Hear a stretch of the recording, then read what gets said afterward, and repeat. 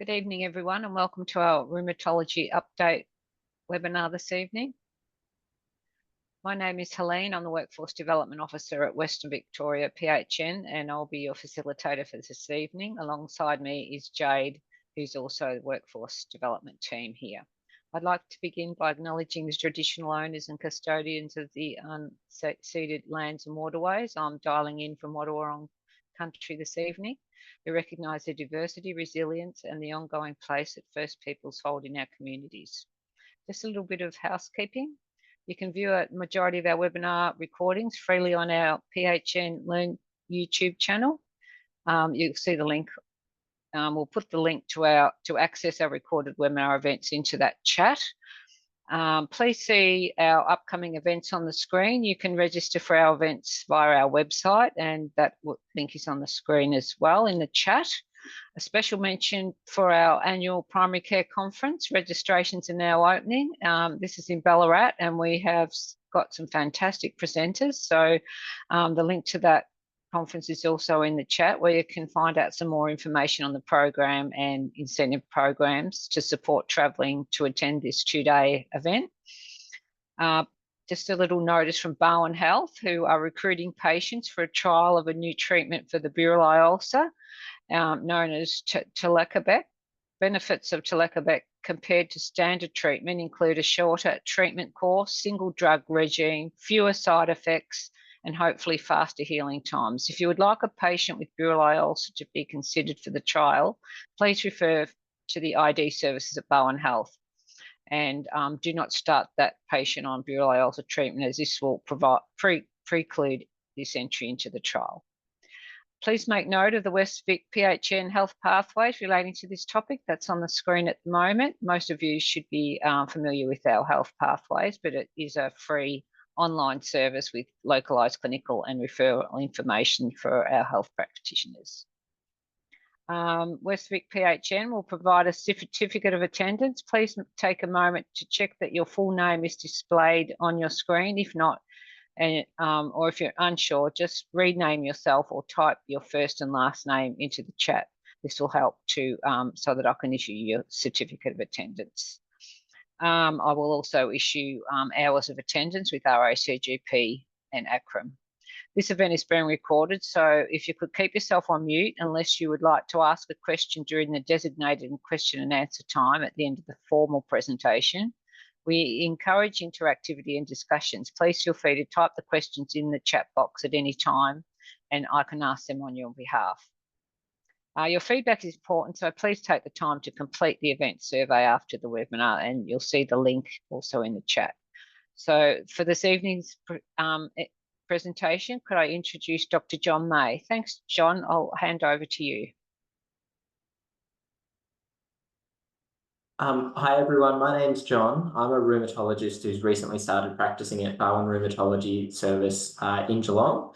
I've probably had referrals from a number of you, and you're probably getting letters from me. I hope they're all kind of vaguely understandable. I guess my area of interest is probably more in the connective tissue disease, and I've trained at Monash, where we see a fair bit of that, including lupus. I picked the GCA and PMR topic today as it's something that I think is commonly encountered in general practice. And also I had a question about methotrexate in hand osteoarthritis, so I'm going to address that today. I'm not entirely sure how long the presentation will go. If we run under time, then we can have a bit of a generic discussion about biologic treatments. But if we run to time, then I guess we'll just see where we are. I'm happy to answer any questions at the end. And if we do run out of time for questions, or you come up with anything later, pass them on to Jade and Helene, and then I can send a response email out to everyone. So I might start by jumping into this idea of the giant cell arteritis PMR spectrum. And so historically, I guess these have been considered diseases where they may co-occur at the same time, but with distinct pathophysiological pathways, and kind of treated very separately in research and otherwise. And so I'm going to discuss each of these, so polymyalgia, and then cranial giant cell arteritis and large vessel giant cell arteritis, which might be something that you may not have heard of, and then talk a little bit about the links between them, and just to kind of bring that spectrum home. So I might start with a brief discussion of polymyalgia rheumatica. So it's an inflammatory syndrome defined clinically by the presence of shoulder and hip inflammatory arthralgias, radiographically by the presence of periarticular inflammation rather than synovitis, and then also biochemically with raised inflammatory markers. It's the second most common rheumatic disease in the elderly, and occurs in about 1 in 1,000 people per year over the age of 50, with a lifetime prevalence of 1 or 2%. It presents as pain or stiffness involving multiple sites. So that includes the shoulder, where we see capsulitis, which reflects, rather than inflammation of the synovial membrane, the innermost membrane, inflammation of kind of the ligamentous capsule that surrounds the joint. And so that can be at the glenohumeral joint, the acromioclavicular joint, and the sternoclavicular joint.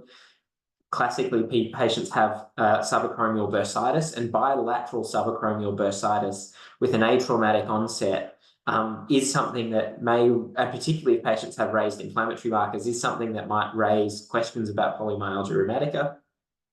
And then we can see, I guess, biceps tendonitis is most commonly described, but can be present. Kind of any tendonitis can be present. Here we can also see hip inflammation, and so you see the capsulitis again, a trochanteric bursitis, so patients might have pain at the lateral hip, and they might have a proximal hamstring tendonitis. And that usually presents as patients describing pain sitting. So they might describe pain sitting on the toilet. They might have tenderness of their ischial tuberosities. Then the neck and back is the next most kind of, I guess, classically involved site. And here, fancy PET and MRI studies have demonstrated an interspinous bursitis and interspinous ligament inflammation. But really, patients just note that they have a stiff back. They can't roll over in bed, and that should, settle throughout the day like the other symptoms. Then the probably less well known is that you can get posterior thigh symptoms. And so you can actually get a posterior thigh fasciitis. And then the knee is quite commonly involved. Once again, a capsulitis rather than synovitis. And they may have kind of distal hamstring tendonitis. And a decent chunk of patients actually have tenderness of the hamstring insertion at the knee. And that's another one of those things that might guide you towards a diagnosis of polymyalgia rather than rheumatoid arthritis with knee involvement. In the hands, we see finger flexor involvement, and that can lead to what's called the RS3PE syndrome, but basically patients present with profound dorsal hand swelling.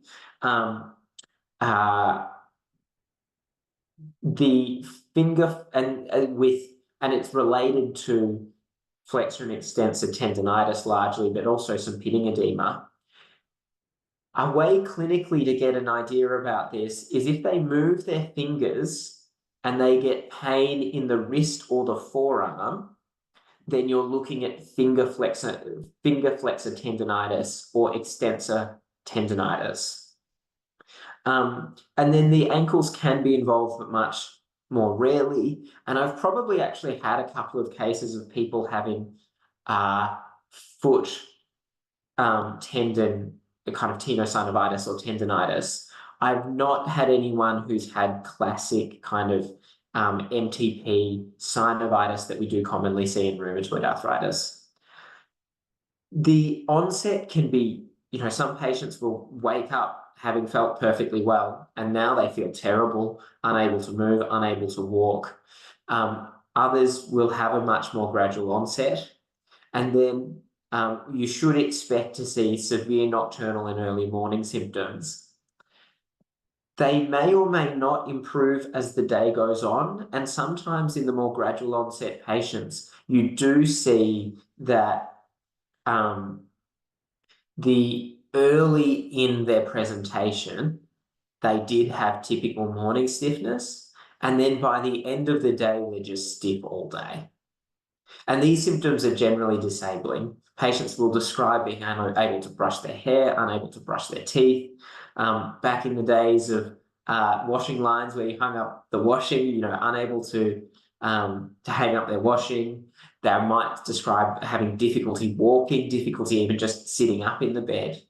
And I think the degree of disability generally does improve across the day, even in patients who state that their stiffness is no better. You can ask them, can you brush your teeth in the morning? Okay, you can't. Can you brush your teeth in the afternoon? And often they'll say, yeah, I can actually brush my teeth in the afternoon. That's a good point. I can brush them before I go to bed. Examination-wise, really you're looking for the clinical features described earlier. So patients with the subacromial bursitis and capsulitis leading to significantly restricted range of motion in the shoulders, particularly on abduction, and then in the hips, that kind of trochanteric bursitis, the ischial tuberosity tenderness, kind of bicep, all of those features mentioned earlier. But there's nothing that I guess that an examination finding that's highly specific for PMR. But often you do get a combination of findings where it makes it very, very likely. So then imaging-wise, there are a couple of modalities that are useful. So the first is ultrasound, and ultrasound evidence of bilateral subacromial bursitis is reported to have a sensitivity of over 90% and be quite specific as well for polymyalgia. Then MRI is slowly accumulating evidence, and what's described as the features is non-synovial site inflammation, which should be seen as kind of T2 hyperintensity or contrast uptake. And they maybe has a sensitivity of 75% and a specificity of nearly 90. And then PET-CT is really coming to the fore with a really high degree of sensitivity and specificity, varying a little bit based on what findings what locations that are seen. So if you have ischial tuberosity uptake and then shoulder or back uptake, then you get kind of sensitivity of 90%. If you have a combination of more features than that, that specificity is going to be much higher. And if you tolerate fewer features, then you'll get a greater sensitivity. The issue with, of course, MRI and PET scan is access. And that is something that, we don't have an MBS indication, and a PET scan is $1,000. So that is limiting for almost all patients. Occasionally, we'll identify something like they've got a pulmonary nodule, and then we get the PET scan to investigate for lung cancer. And, it does also say that they've got polymyalgia. Then we'd expect a moderate elevation of an ESR and CRP, and probably 85% of patients will have a CRP more than 20, but not 100%. And then CRPs of greater than 100 would be very unusual. Other things that one might see includes enormocytic anemia. A thrombocytosis is quite common. And then we would expect a rheumatoid factor anti-CCP to be negative. Of course, things like an ANA may be positive, but aren't really going to, not indicating the disease. And a HLA-B27 as well doesn't really predict for things. So thinking about the differential diagnosis, probably the two big ones are rheumatoid arthritis, which can be very hard, particularly early on, to differentiate.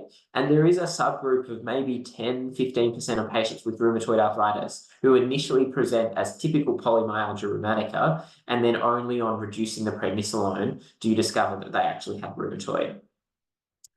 I think some ways that you would differentiate would be that if someone doesn't have shoulder or hip involvement, I would not call them polymyalgia. And then if they do subsequently develop prominent small joint involvement, then that would be the other thing that would really swing you one way. Sometimes it takes a while to just to know.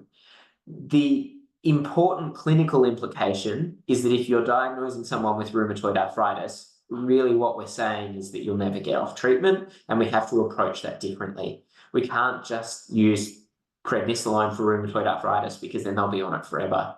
Whereas if we're diagnosing someone with polymyalgia rheumatica, we're hopeful that they can get off treatment, and that then makes prednisolone potentially appropriate.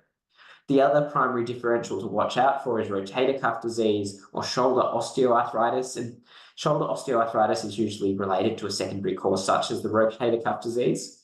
And these patients usually, but not always, will have things like an asymmetric onset, a much longer duration, and they're often not as disabled early on, though they might be disabled later. Other things that occasionally pull us up, so one is infections, and I've certainly had a number of people who've had polymyalgia-like symptoms with COVID or the flu, that kind of thing. I think we've probably all seen them. Then myositis is worth thinking about. To be honest, the polymyalgia usually has so much more pain than myositis. Myositis is really a disease of weakness and maybe small to moderate amounts of pain, whereas polymyalgia is a very painful condition. And so usually that means that clinically there's not too much confusion. That said, I've had a couple of patients who've had more significant weakness, and one of who actually had what looked like myositis on an MRI, and a biopsy subsequently didn't show much. He later went on to have typical shoulder involvement. So it can be a little bit tricky to differentiate sometimes. Fibromyalgia with widespread pain can be tricky. And then hypothyroidism, Parkinson's disease, or a paraneoplastic process also need to be considered. And paraneoplastic PMR is something else where it can sometimes be impossible to differentiate from typical PMR. Some things that might sway you that way would be if someone had a prior history of weight loss. So patients with PMR might get weight loss, but usually they've got pain at the same time. But persisting weight loss, fevers prior, and then once again, those things occurring later on or being really treatment refractory. So management-wise, so the majority of patients at this time are managed with prednisolone monotherapy, which would usually... Their arguments can be made for starting someone from 10 milligrams up to 25. The vast majority of practitioners would use 15 milligrams as initial dosing and then escalate if patients are not getting good relief after a week or two. But you'd expect that most people, and I think like 90% of people, will feel dramatically better within 48 hours. Like the people feel better quickly. And then the wean in polymyalgia is very slow. And so you're looking at kind of 18 months, assuming things go well. They don't always go well, but assuming things go well to actually get off prednisolone. And you can reduce at the 3-week mark. Most people would just say 4 weeks because it's easy for patients. And often I actually will sync it up with the calendar months with each reduction. So 15 milligrams for 4 weeks, 12 and a half for 4 weeks, 10 for 4 weeks, and then you reduce by a milligram per month. When you get down to the last couple of milligrams, it is often worth actually making that slower, and that's where most people will flare. So despite going so slowly, relapses are quite common. For a first relapse would increase back up to the previous effective dose. And if you then were able to get lower and relapse again, that would be what you do. If you get to you find you're kind of beating your head against a wall, let's say 5 milligrams or 10 milligrams, then we might consider adding in other therapies. And if that's happening, we'd absolutely love to see the patient.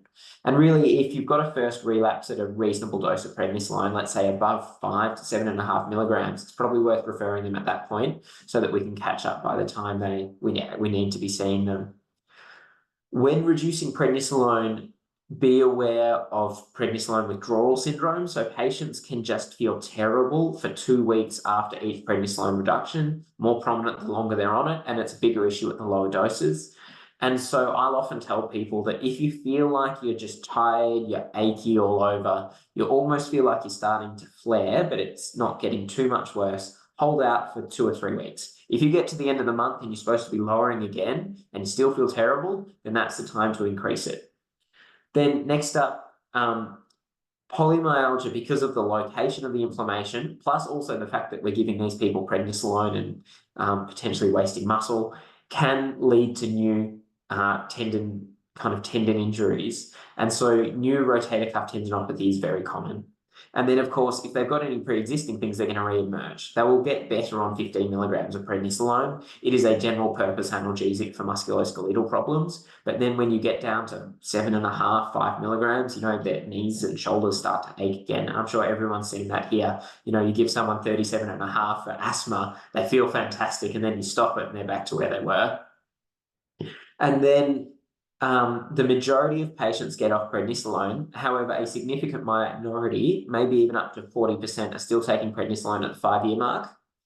Some of this is just that we need to go slower, and sometimes that we need to use additional therapies. And so there are a number of additional therapies that we use. And I think at this point, it really is worth having a rheumatologist involved. So the first is methotrexate. And there has not been any recent data published about this, though there have been a number of historical trials. And they were largely did have some improvement, but not as much as we would like, particularly when it comes to corticosteroid reductions, though more patients manage to be glucocorticoid free. But I think the key thing here is that they really are underdosing the methotrexate. And this just reflects the time that some of these studies were done, though I would have thought in 2013 we were dosing people properly. And I think when we get there's a couple of new trials in the pipeline, we will probably see more effectiveness and maybe can actually show some corticosteroid reduction in the treatment group. I think also the number of patients involved here was another issue. And, you know, there is an upcoming methotrexate trial, and I would imagine they'll be enrolling 200 people. So you can see here that really methotrexate, this was from a 2020 paper. This was actually not included in this little table. And here they found that patients had fewer relapses, they were able to reduce their steroid and more likely to get into remission than non-methotrexate users. So then the next one is tocilizumab, where there is another upcoming trial. We use this regularly for giant cell arteritis. It's an IL-6 inhibitor. Hang on, this is methotrexate data again. And tocilizumab I'll talk about next. And this is another one where it shows that there was a reduction in steroid dose, but less effective than tocilizumab. We do use leflunomide. There's really only small case series to support this. It's not had a meta-analysis. I think it will be a bigger thing in future. So moving on to tocilizumab. So we have a number of small clinical trials that have shown effectiveness, and then more recently a couple of bigger clinical trials. So the two main ones are PMR spare, which are in patients who had new onset polymyalgia. And I think it's worth noting that these patients had a rapid glucocorticoid taper, so 11-week taper, and still 63% of them were in remission at week 16, whereas in the placebo group, the majority had a flare. And similarly, if you're looking at relapsing patients who are already glucocorticoid dependent, there was still a large number who actually managed to remain in remission despite weaning their prednisolone, whereas placebo group was much less. So then the next one is sarilumab, which is another IL-6 inhibitor that has good data in rheumatoid arthritis. And there was a PBAC recommendation that it should be available for rheumatoid arthritis, but it's currently not. So probably none of you have seen it on this. I've actually never used it either. It is available in Australia for multicentric Castleman's disease, which I've also never prescribed before. But it will probably come through, and I think it will come through for giant cell arteritis and polymyalgia. This is a trial looking at patients who are flaring, and more in the sarilumab group were in remission. But this is a phase 2, we need a phase 3.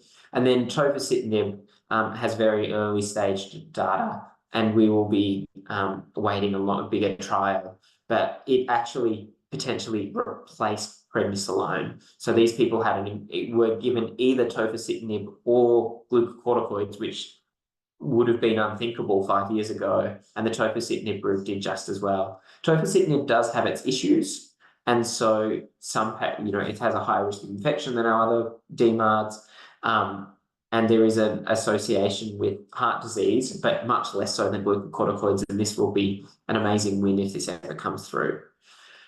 So I'll move on to talk about giant cell arteritis. So there are really two phenotypes of giant cell arteritis. I'll flip back to the other slide.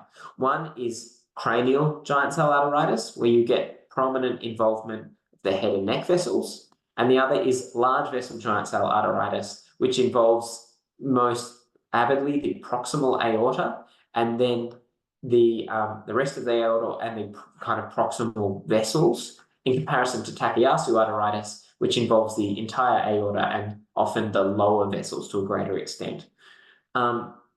So cranial giant cell arteritis is what we think of when we think of typical giant cell arteritis, and large vessel vasculitis, GCA phenotype, is something that is a lot more recognized in the last 5 to 10 years. I'm sorry, I just see there was a couple of things in the chat. Right, okay, so just before we move on, I'll answer the two PMR questions that have come up. So the answer about how long do patients need to stay on tocilizumab is uncertain. In giant cell arteritis, which I'm going to present, it looks like it doesn't really have a great long-term disease-modifying effect, and it is possible these people need to be on it forever. Yes, we can use tocilizumab in the long term. We do that in rheumatoid arthritis. This is a watch this space. I suspect that most of these patients will need to be on it for good by the time we get there. All right, so then a couple of other little things about GCA. It's the most common form of vasculitis worldwide by a large margin. It is fairly common in those people aged greater than 50, and the highest risk is in those aged 70 to 80. And then it is a disease that is far more common in Caucasian people. I've seen a couple of cases in people with Asian ancestry or Indian ancestry, but it is just far less common. That doesn't mean it can't happen, and that shouldn't be used to kind of justify a diagnosis, but it is worth noting. Then, so looking at cranial giant cell arteritis, I suspect all of you are well aware of this. So the most common symptom is headache, occurring in more than 2/3 of patients. It is a headache that is new or different to prior headaches. It is usually uni or bitemporal. It is usually present every day, and it is often recurrent. So they will have treatment and might get some improvement. Usually things like Panadol and Nurofen don't completely eradicate the headache, but if it does go away, it comes back, as the period of effect of those medications wanes. It is associated with scalp tenderness, which is due to it's due to vessel obliteration, and in really severe cases, you can actually see scalp necrosis, and similarly tongue necrosis. With jaw claudication. So jaw claudication is angina of the jaw or angina of the tongue. Patients expect to have gradual onset of pain with chewing that improves with rest. And like angina, you don't get it immediately on increasing your kind of oxygen requirement. It creeps up, and then when you stop, it kind of creeps away. It doesn't resolve immediately on stopping eating, and it doesn't occur immediately. In severe cases, patients may get trismus, so it is worth keeping on the differential for trismus, and then tongue necrosis as mentioned. So visual symptoms are what we worry about. They can occur in up to 25% of people, but often a non-specific blurring. What we really panic about is someone who has new diplopia, amaurosis fugax, or of course, if they've developed ischemic complications, which is a branch retinal artery occlusion, which often presents as a horizon line with either a loss of vision below or a loss of vision above, or an anterior ischemic optic neuropathy, which presents as just complete loss of vision in the eye. It's usually one at a time, but there can be they can occur within the first 24 to 48 hours of treatment. And I have had one patient who presented when they had vision loss. They assumed they had a migraine in one eye. came into hospital, they had IV methylpred immediately in ED, and then they proceeded to lose vision in the other eye over the next 24 hours. Then 50% of patients will have polymyalgia. And then 50% is what's reported. I think probably more patients than that do actually have some constitutional symptoms, can be fever.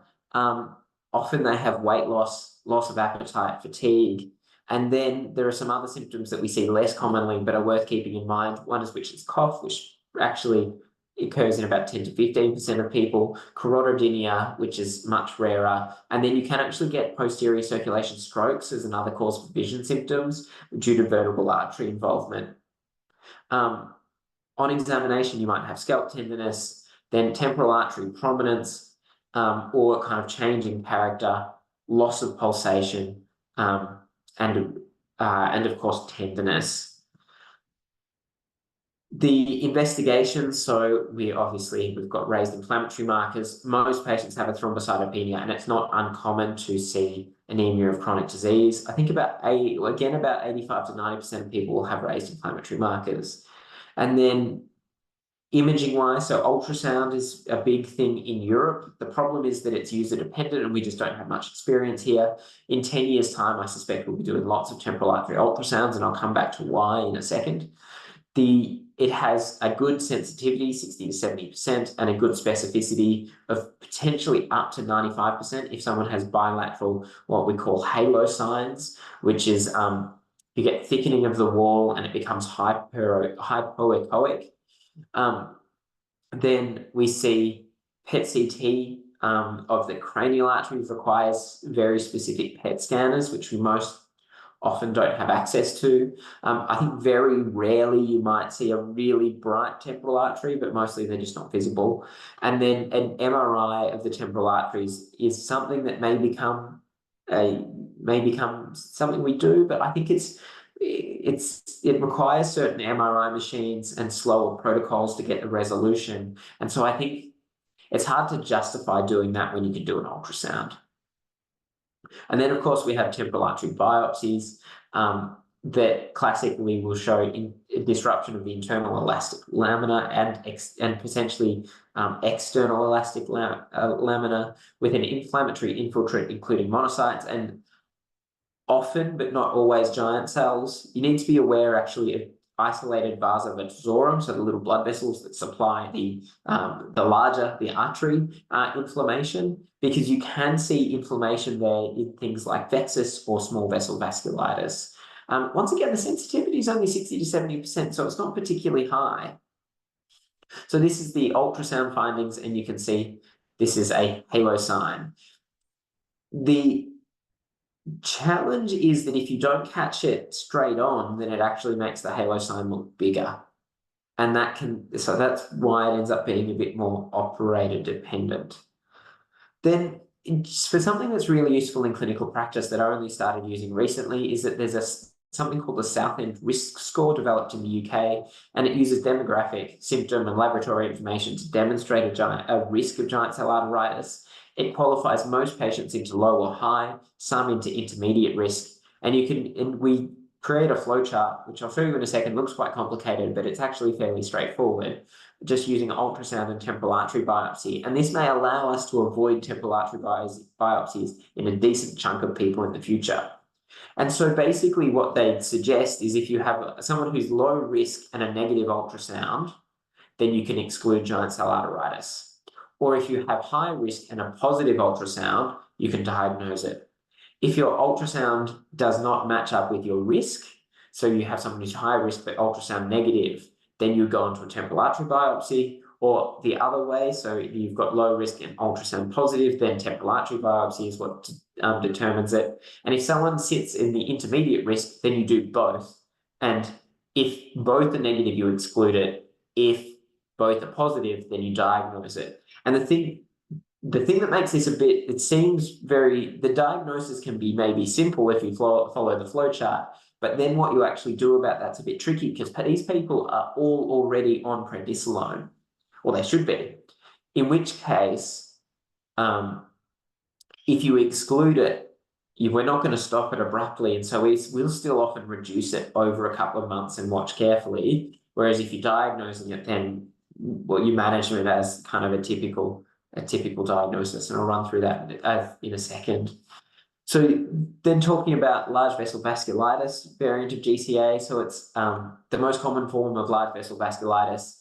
It is isolated large vessel vasculitis is quite rare, but it often overlaps in about 50% of people.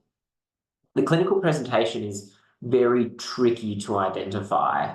And I think most of the cases I've diagnosed have been people with raised inflammatory markers and constitutional symptoms, often fever. These people are much more likely to get fever without an alternative explanation, who eventually go on to get a PET scan. A chunk will have polymyalgia, a small number will have claudican symptoms, and they can get Raynaud's. I mean, if you're lucky, you'll catch something like a bruit or arterial pulses. Once again, they tend to have a very high ESR and CRP, much more so than in cranial GCA, and those other kind of thrombocytopenia and anemia of chronic disease. And then ultrasound, I must admit, I've never seen anyone use this, largely because you can't actually access the aorta very well. But in theory, it has about a 60 to 70% specificity access, using things like your axillary arteries and maybe the abdominal aorta. Then MRA and CTA, identifying kind of concentric mural thickening. So in some other diseases, we'll see extramural. You'll kind of see this tissue outside the aorta, whereas the aortic wall itself should be swollen. And then a PET CT is probably the gold standard for diagnosis. And so it's hard to give I couldn't find a sensitivity and specificity because it's taken to be the gold standard, though I suspect there are a small number of people who sit in there who have got an MRA or a CTA positive that PET doesn't pick up. And then it's got a 75 to 80% sensitivity for the detection of, this should say, relapse, and that's based on CRP and ESR, and I think is probably a questionable kind of metric. So then moving on to management of GCA. So there's really two things there's a number of questions we think about, probably three. So the first two relate to prednisolone, and that's the dose that you use and then the duration of the wean, and then whether or not we consider additional therapies. So I would refer someone to hospital for IV methylprednisolone if they have diplopia, amaurosis, or ischemic complications in their eyes. If there's evidence of intracranial vasculitis, which I didn't mention previous, it's extremely rare, but patients basically get multifocal, usually basilar strokes, and maybe large vessel vasculitis, depending on how unwell someone is. The 1 milligram per kilo or 50 to 60 milligrams is for most patients, and I would not use a lower dose in someone who had visual blurring. If it's just blurring, I probably wouldn't give them IV methylpred. I'd give them kind of 50 or 60 milligrams of prednisolone. And then I would consider a lower dose, which can be 0.6 milligrams per kilo or 40 milligrams in patients who are lightweight, who have risk factors for prednisolone toxicity, or who are really worried about prednisolone, because there is certainly a chunk of them. And then thinking about the duration of the wean, often these actually kind of match up with the categories mentioned earlier. So an 18-month wean is certainly traditional, and I think we probably actually use it for most patients, even though I think I've highlighted a 12-month wean as most patients here. But certainly if you had those kind of severe complications, I think most patients not receiving tocilizumab should receive at least a 12-month wean. And I probably actually should do it more often in clinical practice. I think I'm mostly giving people 18 months. And then a 6-month wean would be patients who are receiving tocilizumab, and then kind of those same groups as the prednisolone. So then when we're thinking about our additional therapies, so going back here, there are two in clinical practice that I'll talk about in a second. One is tocilizumab, the other is methotrexate, and there are a number of things coming up. So the trial that kind of changed everything in giant cell arteritis was GIACTA. It was a reasonably complex trial, so they paired people either getting tocilizumab weekly, which is standard, fortnightly with a 26-week taper. So these 2 lines of 26-week taper. And then they had a placebo plus a 26-week taper, which was unheard of at the time. So these people were weaned very fast, or placebo plus a 52-week taper, which was still quicker than we would normally have done, but not, I guess, terribly as quick. And so what they found was at the end of 12 months, so these people were still all on the tocilizumab people were still all on their treatment, that the TOSI groups did dramatically better than the 52 or 26-week taper, and they had less prednisolone exposure, which is what you'd expect. And this was obviously very exciting. And so I think a lot of rheumatologists are now using tocilizumab almost in most patients, which had been my practice. I'm starting to become a little bit more skeptical. And then there's been some kind of long-term follow-up released, which still looks like tocilizumab is better. But I think it is a bit deceptive. So they stopped their tocilizumab here, though they should continue weaning their steroid if they were on some. What gives me pause is everyone who is in remission here, if you're at that point, then the tocilizumab groups catch up. And so more people flare in tocilizumab because they were more in remission, and they catch all the way up to where the prednisolone 52-week taper is. And so what I worry is that we're giving people a kind of a discrete 12-month course, which is all that we can get from the PDS, is just not that necessarily that useful. And I think we're probably either going to use it just to get the prednisolone down quickly in people who need to get it down quickly, or for a discrete period for flares, or forever. I think they're probably the 3 things that we'll use in future. At the moment, I'm going to try and do my best, but I'm not sure what to make of that. I think it's also interesting looking here and seeing that the flares really kicked off when people got below 5 milligrams of prednisolone. We can see here that in the tocilizumab group, there was a long-term less prednisolone exposure. So I would use it probably in most patients. I'm starting to wonder about that, particularly those who were kind of had relapses or were refractory to prednisolone, or if they were at risk of prednisolone toxicity or were concerned about it. And then you cannot use it in people with diverticulitis. It may lead to diverticular perforations. So then other therapies, so I might just quickly talk about methotrexate, and there are a couple of trials that had kind of conflicting data that suggested that methotrexate may reduce flares, but we are waiting longer term data. So at the moment, if someone has a relapse, the first thing to do is exclude any mimics. Then we would increase their prednisolone. It depends a bit on the symptoms. If someone just has headache and jaw claudication, I'd bump it up a couple of increments. So whether, if they're down to, if they've gone 15, 12 and a half, 10, I go up to 15, or up to 10 milligrams, kind of whichever is higher. If they've got visual blurring, then they get kind of a higher dose again. And if they're having visual loss, amaurosis or diplopia, back to hospital for IV methylpred. And then in almost everyone, you would add additional therapy, whether or not that's methotrexate or otherwise.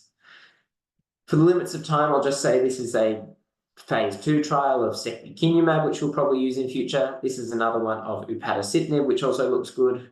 And so then coming back to our spectrum, so looking at the overlaps with polymyalgia, so 15 to 20% of people have clinical cranial GCA.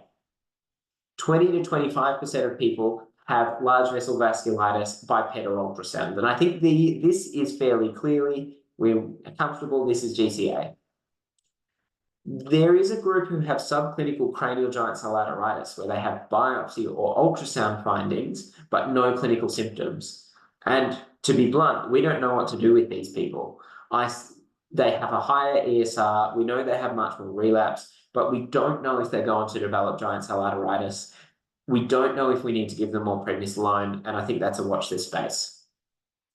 So then looking at the kind of the overlap between giant cell arteritis, so about a third of people will have only cranial involvement, 50% will have aortic involvement, and then 12% will only have kind of large vessel vasculitis. They typically are younger, they have higher inflammatory markers, and again, more likely to relapse.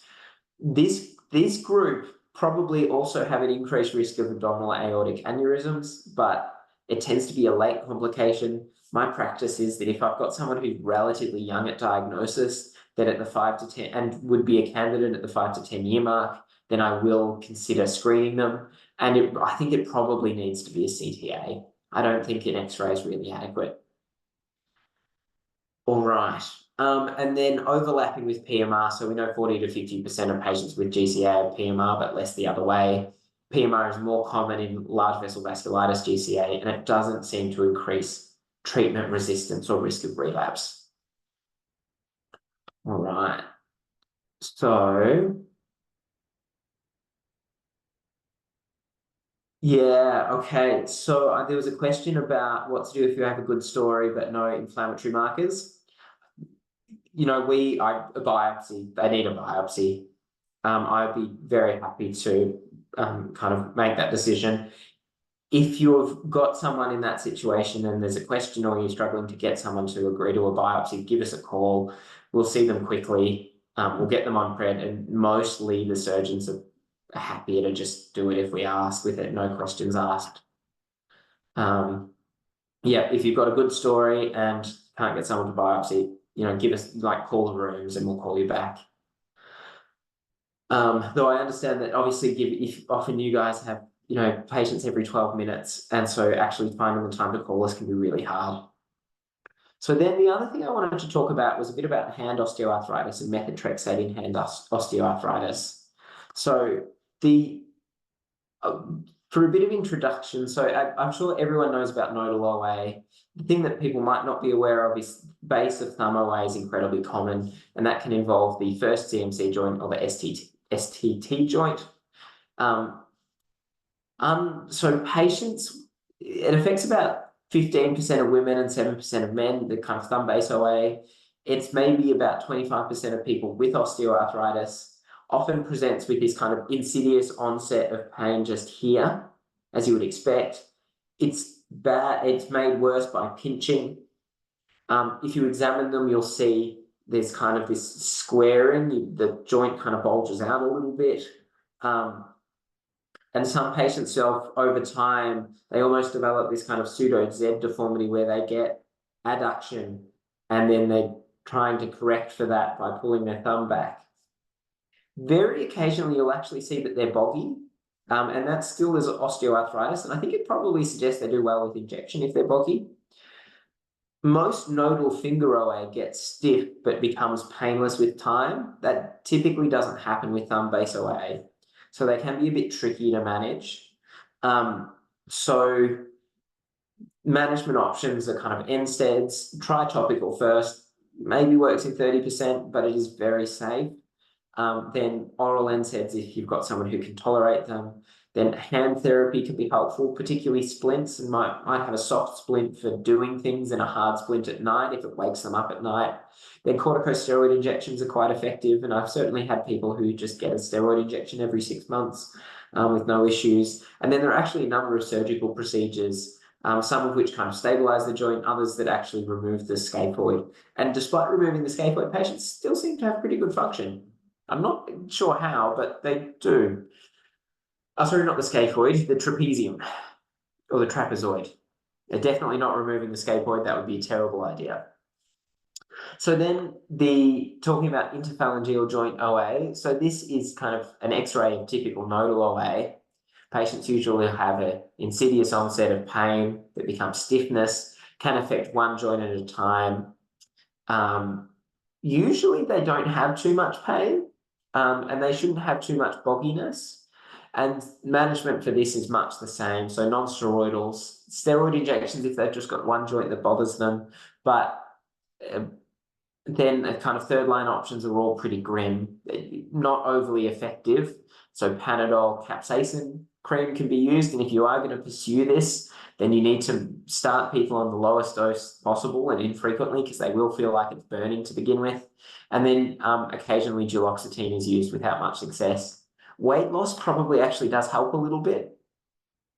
And then one other thing just to think about, I guess, if you see these people is occasionally you'll see something like this, which is like a hook-like osteophyte. They've got OA changes, but it also involves their MTPs. And this you might see with hemochromatosis or CPPD. And they may have underlying metabolic problems, so like hypercalcemia or the hemochromatosis. That fixing that won't improve their joint pain, but it will prevent it getting worse. But the kind of area of interest in the rheumatology community has been this erosive hand osteoarthritis. And it's defined radiographically by this what's called a gull-wing appearance. And it's due to a central erosion. So often this will start as a subchondral cyst, and then it collapses and it creates this indentation. Whereas in this graphic, it doesn't show the erosive OA getting the osteophytes and the little loose bodies and things, but that still does happen. It's just that it's this central erosion that defines it. It's present in about 10 to 15% of people with interphalangeal osteoarthritis. It can be catastrophic, as you see here. Oh, sorry, this is another gull wing there, and there's one here. And these patients are more likely to present with kind of an abrupt onset, widespread synovitis that can look identical almost to rheumatoid. And so over weeks to months, they develop nodules, and then over years, the pain does settle and they get increasing stiffness.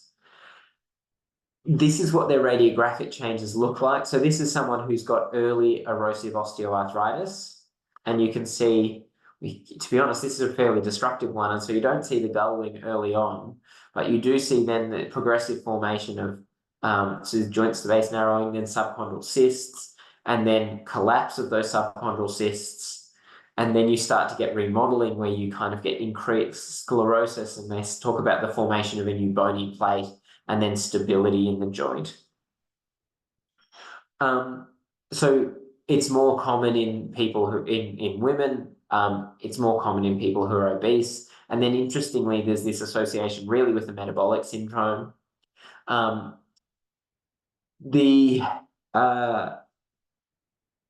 Interestingly, the main genetic kind of associations are all with pro-inflammatory things. So SERPINA1 is a cytokine or a cytokine regulator, obviously interleukin-1 beta, and then the HLA. And then there are a number of MRI changes worth mentioning. So we can see bone marrow lesions. You can see synovitis in addition to joint space narrowing. And I think there is this idea of, osteoarthritis, particularly inflammatory osteoarthritis or erosive osteoarthritis, being a whole joint disease. And people will have varying contributions from each different component. So some patients will have primarily bone marrow edema, some patients will have synovitis. And both of those things have a much higher prediction for pain than cartilage loss, and also higher prediction for longer-term damage. So there have been a number of treatments that have been tried. Probably the summary of this is that glucocorticoid injections probably help with pain and stiffness, but that they don't improve the bony changes that happen. Hydroxychloroquine is ineffective. I'm going to talk about this methotrexate one in a second. And then there have been some biologics trial with really mixed results. But there have been 2 trials of methotrexate, which I think is interesting, just probably needs a little bit more data. So the first was Ferrero et al., which was a 12-month double-blind placebo-controlled trial that enrolled people aged 45 to 70 with hand OA. They had to have pain. And if we look back at this X-ray, they had to have a joint that looked like this. But there was no MRI or anything required to show inflammation. And they were randomized either to methotrexate 10 milligrams or placebo. They recruited 64 people who were mostly women and the age you'd probably expect, with high pain scores. And so they talked about there being, they didn't achieve statistical significance for their pain reduction at 3 months, but this is kind of a clinically significant result. we've got a 10% reduction on a pain VAS, or 15% reduction. So sorry, a 10-point or a 15% reduction is considered a minimal clinical significant result. And I do wonder if they enrolled more people, whether or not they would have achieved it. But then at 12 months, that gap actually narrowed. And that's probably because patients are moving into that kind of remodeling phase of disease. They're getting less pain anyway. And so at the end, there was also no statistically significant difference between radiographic or MRI scores. So that was trial number 1. That was, I think, 4 or 5 years ago.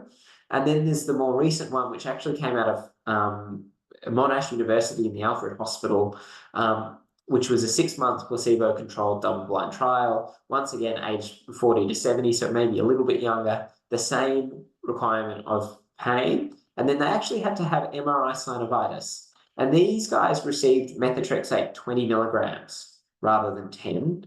They enrolled slightly more people. They had a similar pain score. And then they had demonstrated superiority of methotrexate at 6 months. But this is actually not a clinically significant result. They did not achieve what would be considered clinically significant, but they did achieve, there's supposed to be a 0 in here. They did actually achieve statistical significance, but there were no change radiographically or in MRI scoring.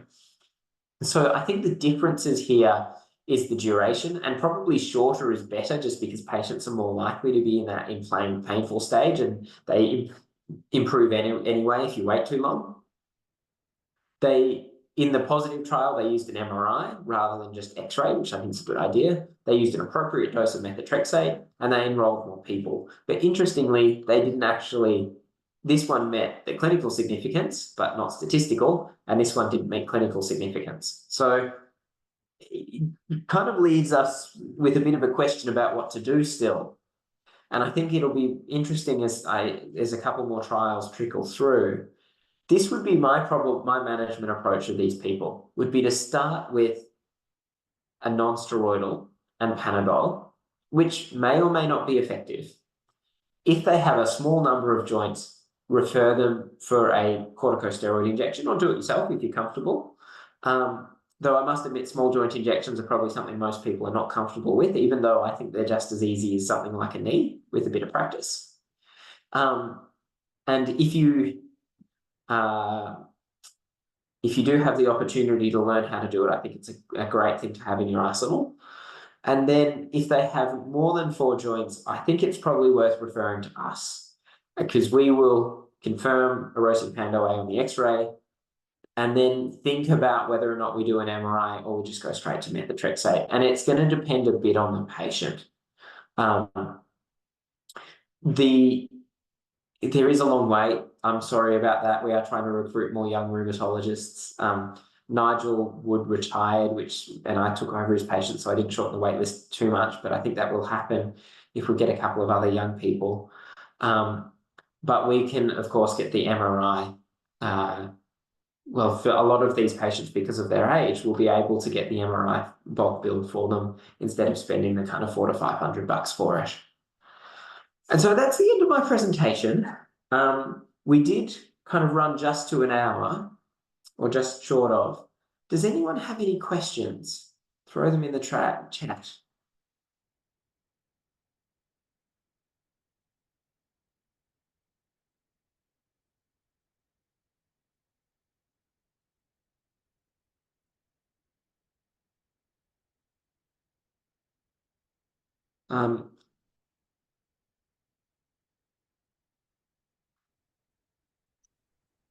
Okay. Still got a few minutes. If anybody wants to pop in a question, I'll just take this. Okay. So from Laurie.